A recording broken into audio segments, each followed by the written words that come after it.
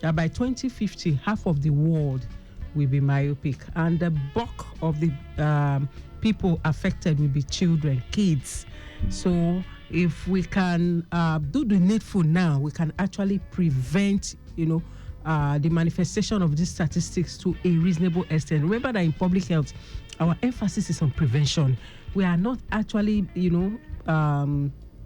so keen on curing diseases than preventing. It's when it cannot be prevented, let's look at other options. So if we can actually prevent this from happening, I'm sure our eyes will be better for it. As parents out there, guardians, school owners, male, female, elders, clergy, government, wherever you are, a child that is born today in 2050, how old would that child be? Add about 20 years or 25 to your age now. How old are you going to be? So we need to take proactive steps to preserve our eyes, and that's what Traffic Radio stands for. That's why I'm here every Thursday to talk to us about the health of our eyes. I'm an advocate for the eradication of avoidable blindness in Nigeria. And screen time and myopia is one aspect of eye health that we can actually prevent. That if we do the needful now, we can actually prevent these eye diseases in another 25 years' time. So you will not say you have not heard, though. As a parent, if you are 50 years now, if we add 25 to your age, you will be 75. What will happen to your child? If you are 30 years now, we add 25 to your age, you'll be going to be 55. What will happen to your child? So we need to learn these and then put them into meaningful use. Myopia and screen time. Okay, we already, Aka, you already defined what myopia is. It's a type of refractive error where people find it easier to see things that are near them compared to things that are far off. When things are far off, it becomes blurry. And it's very, very evident in children. Many adults, they are able to just maybe manage their way through, but children, they may not even know that they are having myopia because they've never seen the word before. They just think the extent they see is what everybody is saying. And it has been found that this can affect their academic work, even their developmental processes can actually be affected, even up to self-esteem and how well they perform in school. And now the world has changed. We are in the 21st century. A lot of our work now is on the screen. A lot of digital presence. We actually now have educational institutions that pride themselves on the fact that, their children, even at a very tender age, are now tech savvy and now they can do computer-based testing and all that. You see, human beings are always looking for ways to make life comfortable here on earth. But by so doing, we human beings, we have also introduced some negativities and also brought about some deviations from the normal. While we are trying to make our living here on earth comfortable by introducing digital screens, by introducing computers, by introducing soft phones. When we talk about digital screens, we are looking at things like your smartphone, your computer, laptop, iPad, your television, your visual, any form of e-readers, any form of digital display unit. While these have been introduced, our eyes are paying the price because our eyes were not designed by God to be fixated or looking at a rectangular object that emanates light to it 24/7. The human eye as a biological organ is not designed for such. But because of advancement in technology, we have found ourselves in a digital world where we are constrained to focus on screens every day. Even from the time a child is born. I was in my clinic one day. I told us this story here. About 6 or 8 months old child. The parents came into my consulting room and the baby was about crying. He was not the one doing the eye test. The next thing, the mother was doing the eye test. The father was with the baby and the baby was in a cot. The next thing, the father brought out his phone and then, put on something for the child to look at. And the child started giggling. I was looking at it. If you understand how we see, how your eyes is able to bring out the process of vision, you will know that light rays would ordinarily emanate from the objects you are looking at.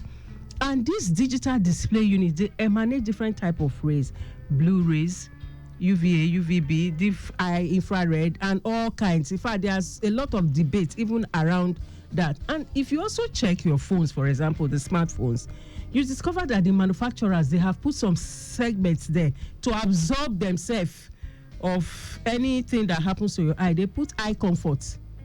They have also put trackers for you to check how many hours you spend every day on your phone.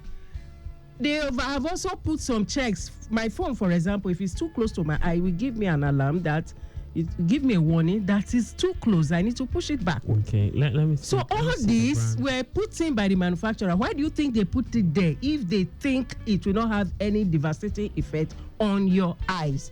So we need to learn as parents, as human beings, as much as we are tech savvy, as much as we are in the 21st century, as much as we want to pride ourselves that, you know, we have grown and we are living more comfortably now, we should also understand that we should put in certain measures in place to mitigate the effects of these new technologies that we have introduced to our human system, that we have introduced to our biological system.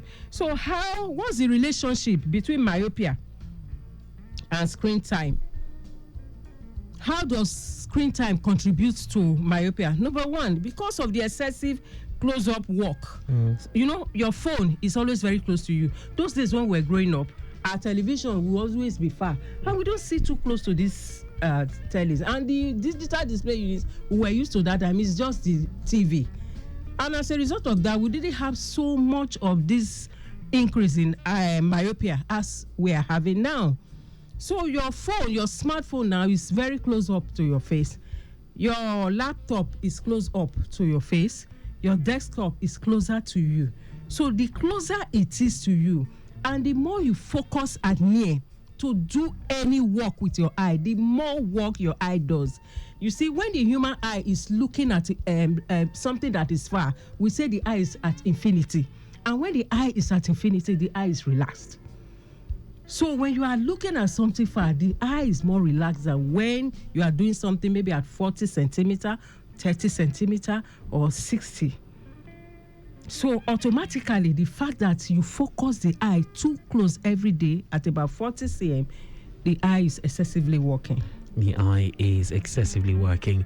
And talking about working, let's just give you a bit of update from the Anthony axis at this time. Good movement from the foot of Domalong Bridge all the way through to Fadeyi, Onikpan down to Palm Grove.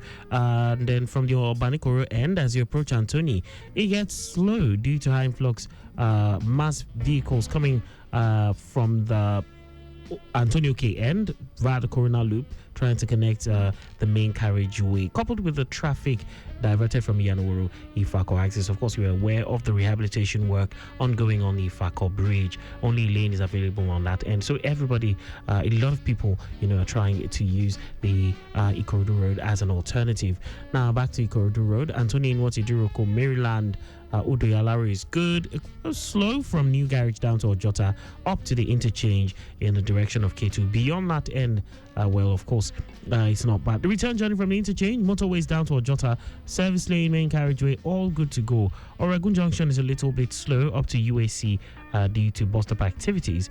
New Garage, Udoyalari, Independence Tunnel, still good.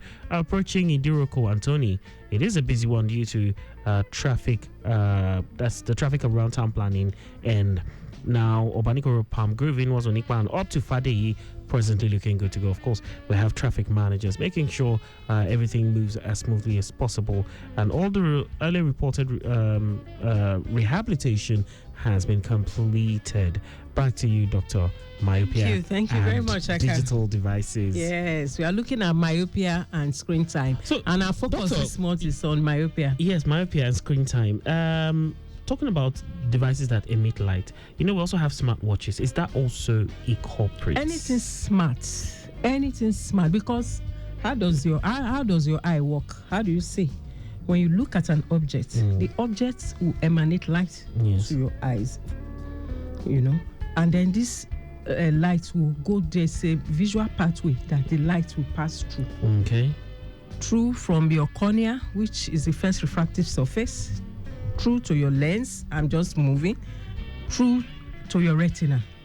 So the retina sends the message to the brain. The brain will interpret what you are saying. It's an exchange, So anything you focus on that is digital, that can, give off light back to your eyes continuously, can actually affect your eyes. But if you look at smartwatches, their surface area is a bit small. Smaller, yeah. So that might reduce the pressure, because pressure is force over area. Okay. So the wider the screen, the more the pressure on the eye, so to speak. Yes.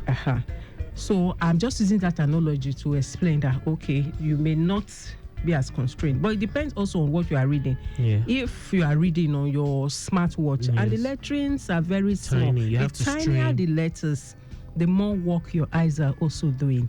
So any form of digital display unit at all would actually put some form of demand on your eyes. So when people squint, it's an effort. They're trying to accommodate. They're trying to see. Is that good? Is that a good thing? No. That takes us to warning signs of myopia in screen users. Squinting is one of them. God did not create your eyes to be squinting. When you squint, we have about 6 muscles that hold the eye in place. Then we have your upper lid and the lower eyelid. When you squint, you are putting pressure on those structures, and that is not good. So squinting to see distant objects is one of the warning signs of myopia in screen users. Headaches after screen use, sitting too close to screen, blurred distant vision, eye strain, or tired eyes after digital use. And then children and myopia risk. That is the one that I'm so concerned about this afternoon, because children under 10 are most vulnerable to screen-related myopia progression.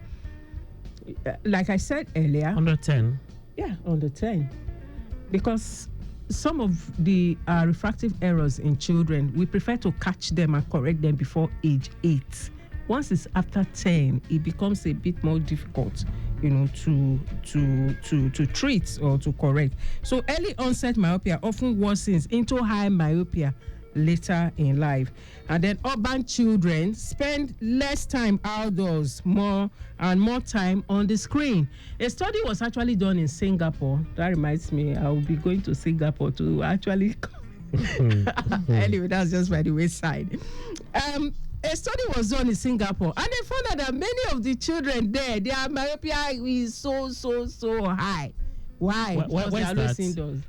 Okay, they're always indoors. Singapore is indoors. Yeah, they are not interacting with nature. You see, there's something God has done. As human beings, we're always the one that we use our hand to destroy nature, and then we'll now be crying. You see the way God has designed us. We are expected to interact with nature. Do you know what it means for a child, or even you as an adult? You just throw out into your garden and inhale natural air, taking deep breaths, interact with the trees. It's people that have garden, I can't. Where are you? Back. Anyway, so for parents, because these children, they don't interact with nature, they don't do much of outdoor activities. Yes. It's actually the study shows that this has affected the progression of myopia, led to an increase in the progression of myopia. And staying indoors, most time, even now, we find that our children, we take them from our AC bedroom to our AC car, to our AC school, to our AC office. They come back home, no time to even play in the environment. When we're growing up, we used to play now. You will play with your neighbor, jump around. See, some of these things, God has put them there. And if you go to developed communities, they have playground around for children. So these things we actually need to. And God has blessed us with very wonderful weather. We are not cold. The temperature is fine. You can go out anytime and enjoy yourself. We seem to have a phone call. Let's take this. Hello, good afternoon. Good afternoon. Hello, good afternoon. Yeah, welcome. Who do we have on the line? Yes, welcome. How are you? I'm fine. What's your name and where are you calling from? My name Koko Kabiru speaking from I don't pass Ode right now. Okay. This road after Ode before Ajekule. Between Ajekule to Rawo. this particular bus stop, there's a flood. There's a flood on the one side. Okay. So only one side, also the pass. Okay. Let the government find solution now for this particular place. The bridge now don't pass you don't pass myself bridge. Okay. The queue now don't pass myself bridge. Okay. Yesterday, now what? Today 7 now, it don't happen like this. There's solution. They can't even fill this place. Fill them, make him also pass one. All right, thank you very much, Koko Kabiru. Thank you very much. I'm talking about like this. I didn't start like this. Yeah, sorry. Of course, we have that report. There's flooding around the Idera axis that's inwards of the corridor stretch, and that has resulted in a bit of a backlog on that end. Of course, we have that update. So please, as you head in that direction, of course, just take it easy. And, people are trying to be careful as, they ply that route, and that results in their slowing down. I guess that's why we have that slow movement there. We're talking myopia. And screen time. So, Doctor, back to you. Yeah. So, let's just look at prevention and protection strategies that we need to adopt because of our time. One, we must ensure that at least children should have a minimum of 2 hours of outdoor activities every day. When they've loaded them with assignments from school, go and do it outside. And some people after the school, they still have like extra lessons. Time to play. Children must play. If you don't play, the brain will not develop properly. And the eye and the brain, they are strongly related. And in fact, the eye is an externalized part of the brain. So ensure at least 2 hours of outdoor daily activities. Maintain a screen distance of at least 18 to 24 inches. Avoid using phones or tablets or in dark rooms. Some people, they use their phone, television in the dark. It's not good. And then, of course, children must get regular eye examinations, which starts in school. In developed world, there's what we call the school vision screening. It's mandatory. It's compulsory. As a child moves from class to class, the eye is tested and checked to be sure that they are adequate. Yes, or by the government? By the government. Okay. So these two we can do, and I know that there are some schools in Nigeria, in Lagos State, that are actually doing that. At least we do vision screening for some schools here in Lagos. Okay. And there are a lot of public health implications of myopia and screen time. Myopia is becoming a global epidemic. It's an epidemic. Imagine if half of the world by 2050 is myopic. That's an epidemic. So, and it's linked to modern lifestyles, of which digital screen is one of them. And then if unmanaged, screen-induced myopia can lead to retinal detachment, glaucoma, and even vision loss. That's why I wrote in my book, How to Protect Your Eyes from Screens, a 7-day vision protection plan for Nigerians. You need to get that ebook. It's on seller. Go and download it. As parents, as school owners, as guardians, you need to follow the instructions. Because I'll not be able to explain everything here on radio because of time. But when you pick the book, you sit down, go through them and follow, the strategies there step by step. Because as an optometrist, I cannot tell you now to stop using your screen. Everybody is using something, either as phone or as laptop or, whatever. And the world is digitalized now. Social media has taken over everything. E-learning has taken over. People get degrees now without necessarily going to the classroom. They get it right from the comfort of their homes. While you are doing this, you need to protect your eyes. Otherwise, 25 years is looking at you. By 2050, what will be your report card? What will be your testimonial? Remember, we always said in public health that prevention is better than cure. You have gotten an opportunity this afternoon to also know that you can start the prevention now. That reminds me of a story. I had a patient that came into my clinic in 2018, before COVID. I examined this woman. She didn't call me for glaucoma. She just said she was to change her glasses. And I told her, I'm seeing signs of glaucoma in your eyes. Okay. You need to do XYZ test and whatever. I didn't see this woman again. She disappeared. Only for me to see her this year now. She has advanced glaucoma. One eye is 90% gone. The other eye is about 70% gone. Oh dear. In a space of about 7 years, a lot has changed. What are we saying? people neglect their eyes. They don't, adhere to their optometrist or their ophthalmologist instructions. Nigerians are not preventive. We wait until the weight is on us before we start looking for solution. No, I'm here to change that narrative. It's time for us to have what we call a behavioral change communication. We need to change our attitude towards eye care, towards eye health, towards the way we live. Because when a damage is done to the eye, if you lose this eye, I tell you, you may never get another pair. If you lose it, you might never get another pair. Wise words. Doctor, even as we round things up, time is not our friend. Diet, does it play any role? Quite a lot. Like I said, there is not enough time to talk about all these things on the program.